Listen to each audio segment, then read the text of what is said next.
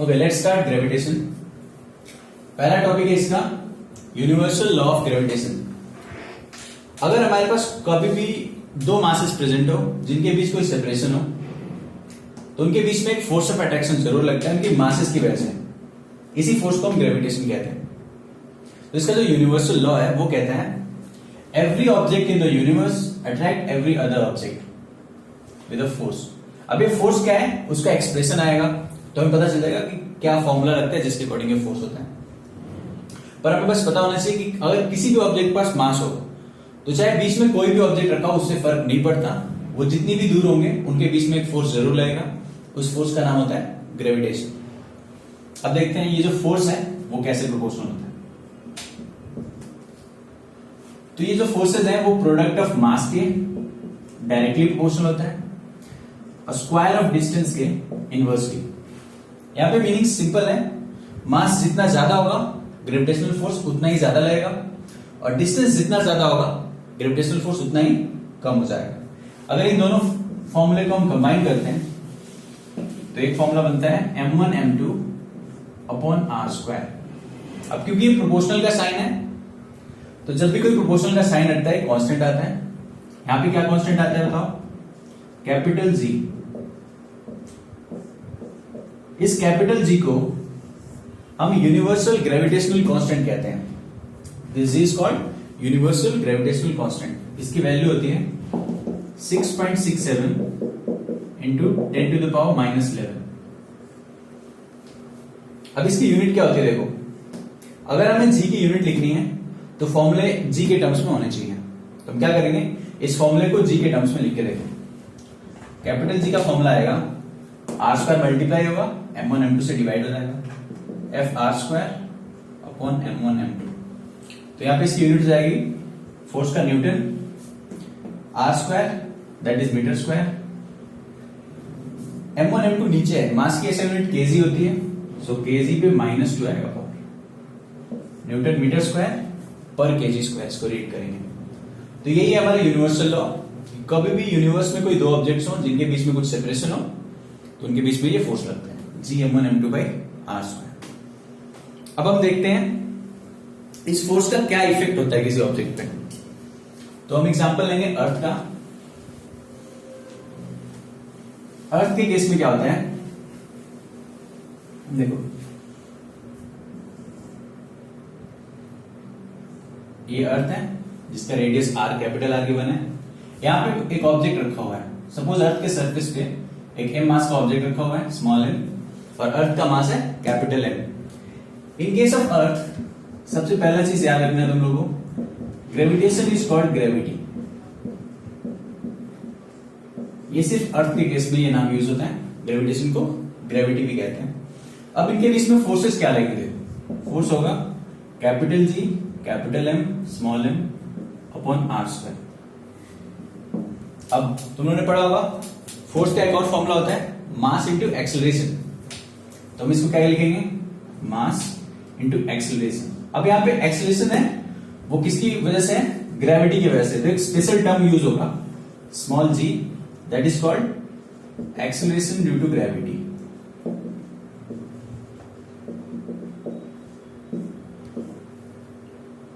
सो force का formula होता है मास इंटू एक्सेलरेशन। इधर का फॉर्मूला है capital G capital M small m upon r square. यहां से स्मॉल m से स्मॉल m कैंसिल हो जाएगा। G का फॉर्मूला आता है capital G M upon r square. इसकी जो वैल्यूज है, कैपिटल G एक कांस्टेंट टर्म है ये हमें पता है, अर्थ का मास वो भी हमें पता रहता है और अर्थ का रेडियस दैट इज 6400 किलोमीटर। तो ये सारी वैल्यूज ना पता है हमें।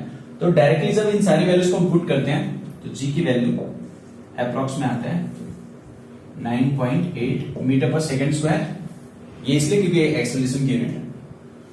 तो ये है एक्सेलरेशन ड्यू टू ग्रेविटी। ठीक है, अब देखो ये जो ग्रेविटी की वैल्यूज हैं क्या वो हर जगह सेम रहता है या डिफरेंट डिफरेंट। मान लो कोई पॉइंट है अर्थ के इंटीरियर में है यहां पे, या फिर कोई पॉइंट अर्थ के एक्सटीरियर में है, क्या इन दोनों पॉइंट्स पे जो एक्सेलरेशन लगेगा क्या वो सेम रहेगा? इस टॉपिक को हम आगे देखेंगे, पहले नोट कर लो।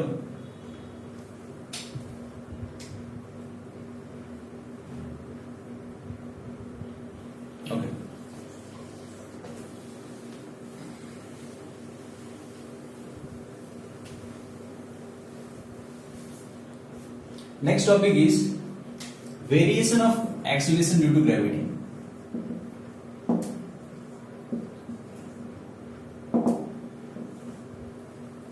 अब यहां पे वेरिएशन का मीनिंग है कि कहां कहां पे वैल्यू स्मॉल जी की चेंज होगी।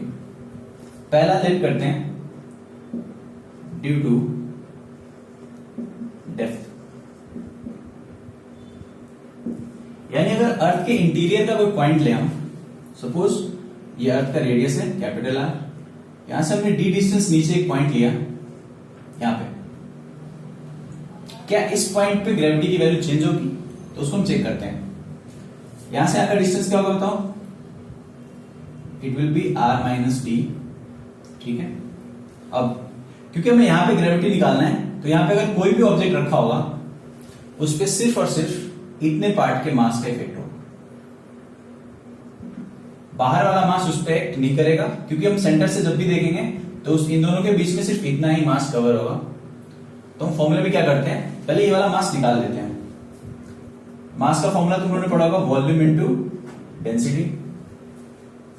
पूरे अर्थ का मास है कैपिटल एम, उसका वॉल्यूम है ये, तो उसका फॉर्मूला लिख देंगे हम 4/3 पाई आर क्यूब इंटू रो, ठीक है। अब देखते हैं क्या इतने पार्ट का कितना मास है। इसका मास सपोज एम डैश है, इसका वॉल्यूम होगा 4/3 pi R minus D cube into rho. अब इन दोनों केसेस में क्या कॉमन रह गया? तो चाहे मास कुछ भी चेंज हो, चाहे वॉल्यूम कुछ भी हो, हमने डेंसिटी कांस्टेंट रखना है, क्योंकि अर्थ को एक यूनिफॉर्म बॉडी मान के तब हम कैलकुलेशंस करते हैं। ऑल्दो ये यूनिफॉर्म नहीं है, क्योंकि जैसे हम कोर की तरफ बढ़ते जाते हैं तो डेंसिटी इंक्रीज होती है, बट हमारे कैलकुलेशंस के लिए हम इस वैल्यू को कांस्टेंट मानेंगे। उसको याद रखना, ये एज्यूम किया जाता है, that is density is constant. अब इन दोनों को डिवाइड करो, जब तुम डिवाइड करोगे तो लेफ्ट साइड में आएगा m upon m dash, right side में ये दोनों कैंसिल हो जाएंगे, तो आएगा R cube upon R minus D cube. तो यहां से तुम्हें m डैश मिल गया, यानी इस वाले पार्ट का मास क्या है, इसका इंटीरियर का, ये होगा हमारा m into R minus B cube upon R cube. अब देखते हैं स्मॉल जी की वैल्यू क्या चेंज होती है। यहां पे हमने लिखा small G due to depth. Formula तुम्हें पहले से पता होगा, G M upon R square, ये था फॉर्मूला।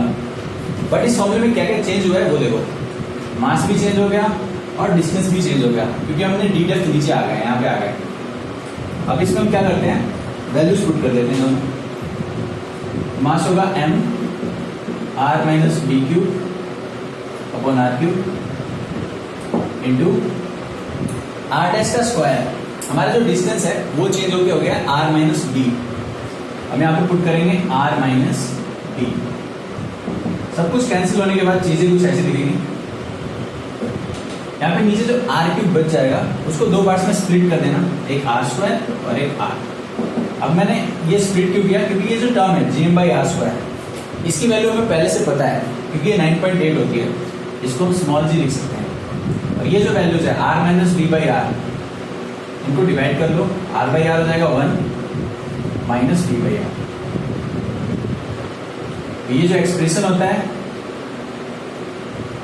ये होता है acceleration due to gravity due to depth, variation of G due to depth. ये डेप्थ वाले का फॉर्मूला है, एक बार दोबारा समझ लो। पहले हम क्या करेंगे, जितना मास कवर होगा उसका मास निकाल लेंगे, फिर इस फॉर्मूले में पुट कर देंगे। ये बहुत ही सिंपल है, इससे साफ साफ क्लियर पता चल रहा है हमें कि जब डी डेप्थ नीचे जाओगे, जैसे जैसे तुम नीचे जाओगे, एक्सीलरेशन ड्यू टू ग्रेविटी की वैल्यू भी कम होती जाएगी। एक सिचुएशन आती है, यानी जब हम सेंटर ऑफ अर्थ पे पहुंचते हैं, उस सिचुएशन को चेक करते हैं।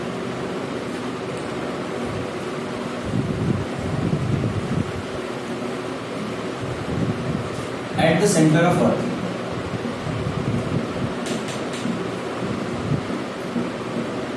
अर्थ के सेंटर पे अगर तुम पहुंच गए, यानी तुम्हारा पूरा डी डेप्थ हो गया आर के इक्वल, रेडियस के इक्वल। इस केस में तुम इसकी वैल्यू में क्या चेंजेस करोगे, ये हमारा आएगा g into 1 minus 1 that is 0। अब जब ग्रेविटी की वैल्यू ही जीरो आ गई, यानी कोई भी ऑब्जेक्ट अगर हम अर्थ के सेंटर पे ले जाएंगे तो उसका वेट जीरो होगा। वेट का फॉर्मूला याद रखना, ये तुम लोगों ने 9th में पढ़ा होगा। वेट का फॉर्मूला होता है किसी बॉडी का mass into acceleration due to gravity, ये वेट का फॉर्मूला होता है। तो अगर ग्रेविटी ही जीरो हो गई तो वेट भी क्या हो जाएगा, जीरो हो जाएगा। तो वेरिएशन ऑफ स्मॉल जी में हमने ड्यू टू डेप्थ देख लिया। अब दूसरा देखेंगे हम due to height.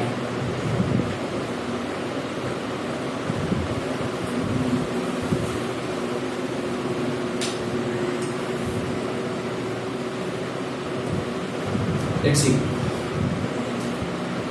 Acceleration due to gravity due to height.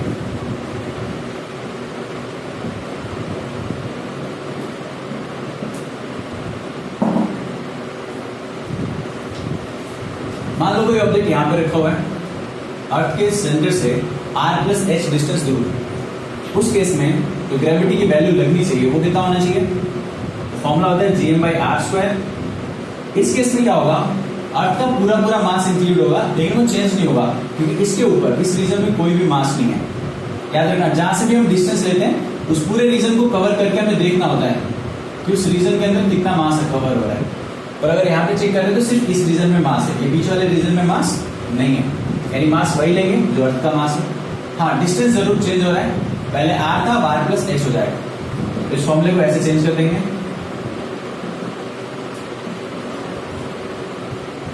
अब देखो, वैसे तो जो भी कैलकुलेशंस होती है नॉर्मल, जिसमें h की वैल्यूज बहुत ज्यादा हो, उसमें हम यही फॉर्मूला यूज करते हैं जीएस निकालने के लिए। लेकिन इस फॉर्मूले को क्या हम चेंज कर सकते हैं, तो देखो कैसे चेंज करेंगे।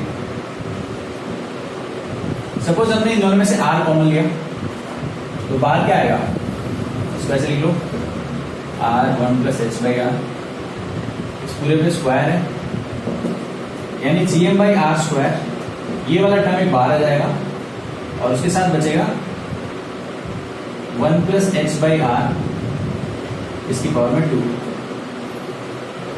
अब Gm/r² हमने क्यों करा, क्योंकि ये जो वैल्यू होती है वो होती है हमारी स्मॉल जी की वैल्यू, तो इसको हम लिख देंगे स्मॉल जी, और ये ऊपर लेते जाओ, ये हो जाएगा 1+h/r इसकी पावर -2। अब यहाँ पे थोड़ा सा मैथमेटिक्स यूज करेंगे, क्योंकि mathematics is the language of physics, तुम लोगों को पता है हर जगह मैथमेटिक्स ही यूज होगा। मैथमेटिक्स में होता है, अगर कभी भी कोई ऐसा एक्सप्रेशन दिखे जिसमें ऊपर वाले टर्म की वैल्यू, ये वाला टर्म, उसमें बहुत कम हो नीचे वाले टर्म से, अगर 1+ समथिंग लिखा है और उसकी वैल्यू 1 से बहुत कम आए, तो हम क्या करते हैं, इसको अप्रॉक्स में लिखते हैं, इन दोनों को मल्टीप्लाई कर देते हैं, पावर को इससे मल्टीप्लाई कर देते हैं, ये हो जाएगा 1 - 2h/r। रूल क्या है, देखो, अगर 1+m ऐसे लिखा हो, बहुत कम टर्म हो, उसकी पावर में कुछ भी लिखा हो, जैसे n लिखा है, तो इसको अप्रॉक्स में 1+mn लिख देते हैं। कब, जबकि ये m की वैल्यू बहुत ही कम हो तब। अब ये फॉर्मूला जो बन गया वो हमारा हो गया g due to height, that is 1 - 2h/r। इस फॉर्मूले को भी देख के ये पता चल रहा है कि जैसे जैसे हम अर्थ के सरफेस से ऊपर होते जाएंगे वैसे वैसे ग्रेविटी की वैल्यू कम होती जाएगी। बट जो डेप्थ वाला था और जो हाइट वाला है, उन दोनों में एक डिफरेंस है, ये पूरा नोट कर लो, फिर हम उन दोनों में डिफरेंस चेक करते हैं।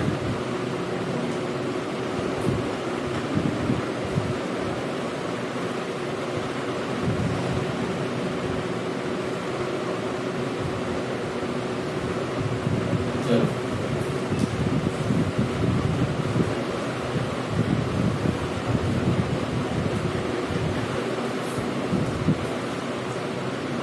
एक फॉर्मूला हमारे पास g ड्यू टू डेप्थ, और एक फॉर्मूला हमारे पास g ड्यू टू हाइट। अगर इन दोनों फॉर्मूले को गौर से देखोगे तो ये पता चलेगा कि जो कम होने की रेट है वो इसकी ज्यादा है। यानी अगर तुम अर्थ के सरफेस से 1 किलोमीटर ऊपर जाते हो और अर्थ के सरफेस से 1 किलोमीटर नीचे, मतलब ये दो लोकेशन है, suppose this is P and this is Q, तो अगर पूछे कि इन दोनों में कौन से पॉइंट पे वेट ज्यादा होगा ऑब्जेक्ट का, तो इस फॉर्मूले के अकॉर्डिंग ये वाला वेट थोड़ा कम आएगा क्योंकि माइनस में 2s है और ये वाला ज्यादा आएगा, यानी weight on Q will be greater than weight on P।